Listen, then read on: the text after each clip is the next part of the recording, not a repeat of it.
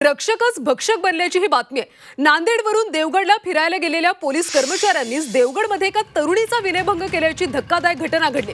Devgad ST स्टँडवरून आपल्या घरी परतणाऱ्या एका युवतीची छेडछाड विनयभंग करून तिला पळवून नेण्याचा प्रयत्न करण्यात येत होता। खेदाची बाब म्हणजे विनयभंग करणाऱ्या 6 जणांमध्ये 4 जण पोलीस सेवेत आहेत। ही घटना घडताच उपस्थित नागरिकांनी या 6 जणांना चांगला चोप दिला। या मारहाणीचा व्हिडिओ आता समोर आला। 6 आरोपींची पोलीस कोठडीत रवानगी करण्यात आली। रक्षक म्हणून पाहिल्या जाणाऱ्या पोलिसांनीच असं कृत्य केल्यामुळे पोलीस खात्याला काळीमा फासणारी अशी ही बातमी आहे।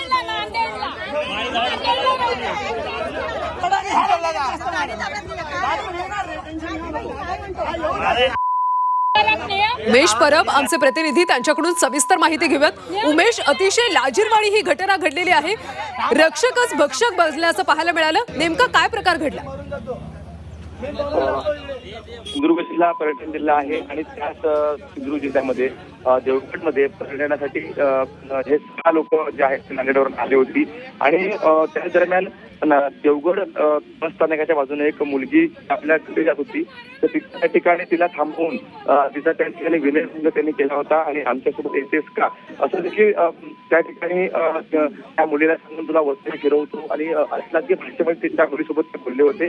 त्यानंतर संबंधित युवती आहे तिने आरडाओरड केला आणि आरडाओरड केल्यानंतर लगेचच आजूबाजूला असलेले स्थानिक जे लोक होती ते त्या ठिकाणी दाखल झाले। सगळा प्रकार लक्षात आल्यानंतर त्या लोकांनी त्यांचा जे संशयित गुन्हेगार आहेत किंवा ज्यांनी त्या मुलीची छेडछाड करण्याचा प्रयत्न केला त्यांना चोप दिला आणि चोप दिल्यानंतर लागलीच त्यांना देवगड पोलीस स्थानकात हजर करण्यात आलं। देवगड पोलीस स्थानकाने दोन्ही बाजूची बाजू ऐकून घेतल्यानंतर त्यातील जे 2 जण पोलीस आहेत त्यांनी देखील पोलीस स्थानकात पोलिसांची अरेरावी केल्याचे देखील समजतंय। मात्र पोलिसांनी लगेचच त्या ठिकाणी गुन्हा दाखल करून लोकांना अटक केली, त्यांना न्यायालयात हजर केलं असता त्यांना आता 4 दिवसाची न्यायालयीन कोठडी देण्यात आलेली आहे। मात्र हा जो संपूर्ण प्रकार आहे हा सिंधुदुर्ग जिल्ह्यात घडला, त्यानंतर सिंधुदुर्ग जिल्हा आता संतापाची लाट आहे।